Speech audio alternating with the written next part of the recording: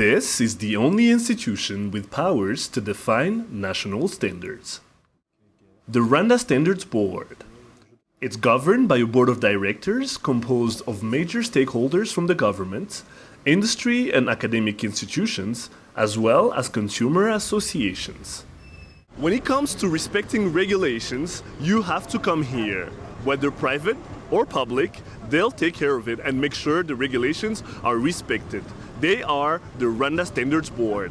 I'm about to find out about what they do on a day-to-day basis, but also what the goal is for the long run.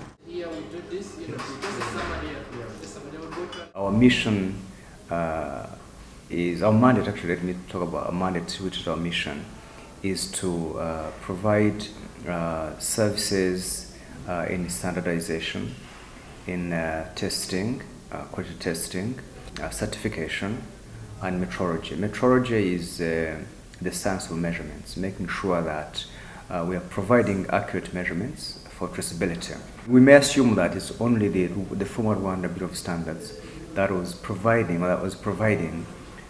quality testing services, but we have other labs in the country that are providing that service. Formerly called the Rwanda Bureau of Standards, it went through an overhaul last year, and the approach ever since has been different. When the government established the Rwanda Bureau of Standards in 2002,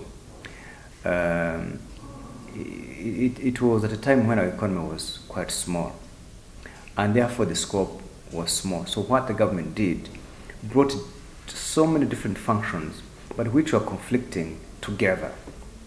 So there was, on one hand, standard development, which is done by the Department of Standards. Then on the other, we had another department for standards enforcement. So you see, you cannot develop the standards and then you go to enforce them. One was actually service provision, the standard development, but standards enforcement was regulation. So therefore, the first thing the government had to do in 2010 was to decouple regulation and regulation function.